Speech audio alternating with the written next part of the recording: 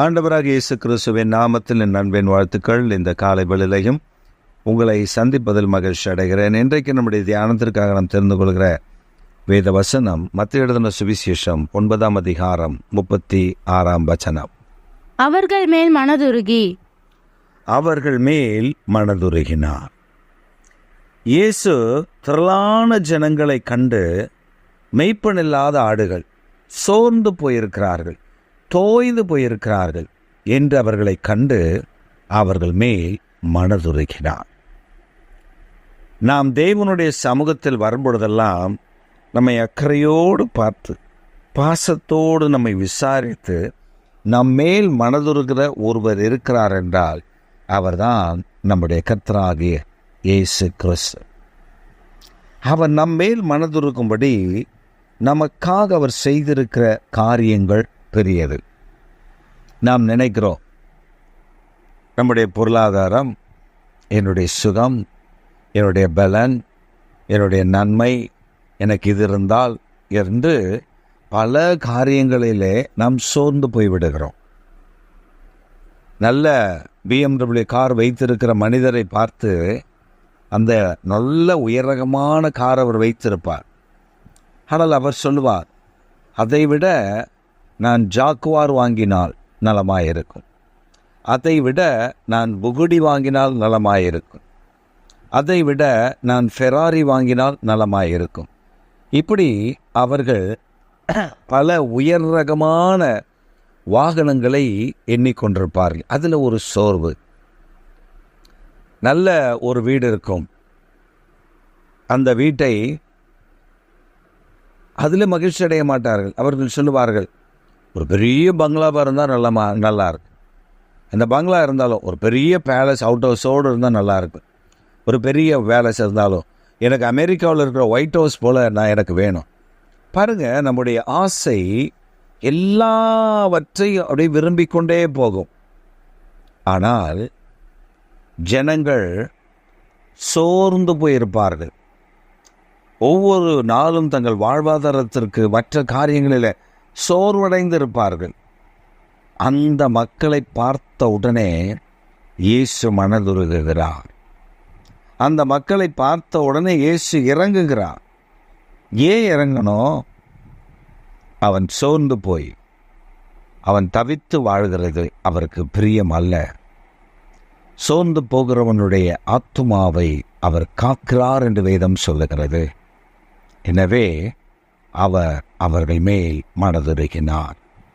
இந்த காலை வேளையில் நம் மேல் ஆண்டவர் மனதுருக்க ஆயத்தமுள்ளவராய் இருக்கிறார். Is ready to compassionate for us. He want to show and compassionate heart for us.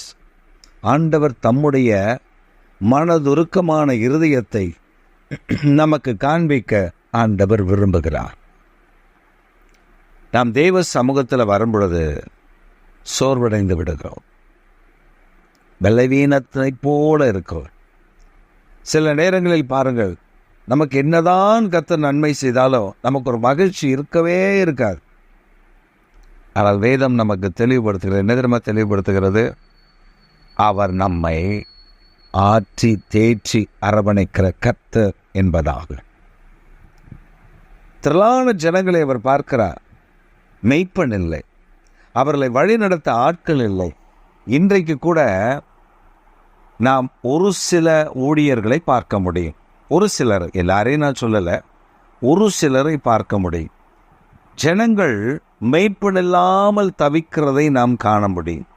மெய்ப்பனில்லாத ஆடுகள் போல அவர்கள் சோர்ந்து போய் இருக்கிறதை காண முடியும். மெய்ப்பனில்லாத ஆடுகள் போல அவர்கள் தவித்து கொண்டிருக்கிறதை பார்க்க முடியும். நாம் அவர்களுக்காக மனதுருகி ஜெபிக்கும் பொழுது தெய்வத்தினுடைய மனதுருக்கம் அவர்கள் மேலும் வெளிப்படும். அதற்காக தான் ஒருவருக்காக ஒருவர் பரிந்து பேசி ஜெபிக்க வேண்டும் என்று கர்த்தர் சொல்லியிருக்கிறார். நாம் நமக்காகவே, நம்முடைய தேவைகளுக்காகவே நாம் பாடுபடுகிறோம், பிரயாசப்படுகிறோம், ஓடுகிறோம், ஓடி வருகிறோம். ஆனால் மற்றவர்களுக்காக, உன்னை நேசிப்பதை போல பிறர் நேசி என்று சொன்னாரே, நாம் மற்றவர்களுடைய காரியத்தை கண்டு மனதுருகினால் அது கர்த்தர் அவர்களில் மனதுருகுவதற்கு இடம் உண்டாகும். அவர்களையும் கர்த்தர் ரட்சித்து மீட்டு தேவன் தன்னுடைய இருதயத்தில், தன்னுடைய தேவ பிரசன்னத்தில், தன்னுடைய ஆலயத்தில் அவர்களை கொண்டு வந்து நிறுத்திவிடுவார். இந்த காலவேளையில் நாம் பார்க்கிற பார்வை எப்படி இருக்கிறது? அவர்கள் என்ன பாடுபடட்டும் என்று நினைக்கிறோமா, அல்லது அவர்கள் மேல் ஆண்டவரே அவர்களுக்கு இறங்கும் என்று நினைக்கிறோம்? இறங்கும் என்று நாம் நினைப்பதை தான் ஆண்டவர் விரும்புகிறார். ஒரு சமயம் சமீபத்தில்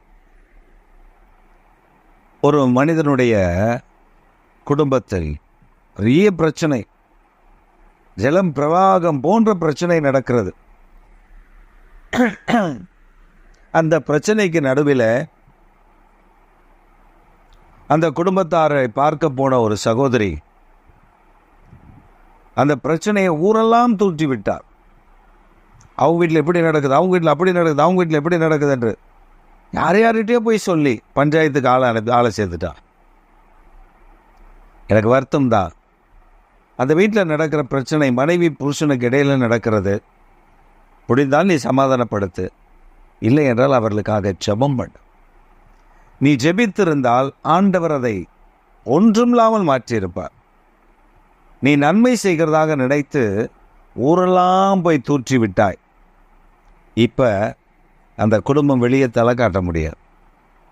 அந்த மனிதனையும் அந்த மனுஷியையும் பார்க்கும் பொழுது எவ்வளவு கேவலமாக பார்ப்பார்கள். நம்முடைய வாழ்க்கையில் மனதுருக்கம் முக்கியம். ஒரு பிரச்சனை நடக்கிறதா, உனக்கு உதவி செய்ய முடிந்தால் செய், இல்லை என்றால் நீ முழங்கால ஜெபம் பண்ணு, அற்புதங்களை காண்பாய். இன்றைக்கு ஆண்டவர் அவர்கள் மேல் மனதுருகினார் என்று சொன்னதற்கு காரணம் 2 காரியம். ஒன்று, உங்கள் மேலும் மனதுருகுகிறார். மெய்ப்பெண் இல்லாத ஆடுகள் போல திரிகிறவர்கள் மேலும் மனதுருக விரும்புகிறார். நீ ஜெபித்தார், நீ அவர்களுக்காக பரிந்து பேசினார், அவர்கள் மேலும் மனதுருகி தேவன் தம்முடைய நாமத்தை உயர்த்தி விடுவார். ஆமேன், ஆமேன்.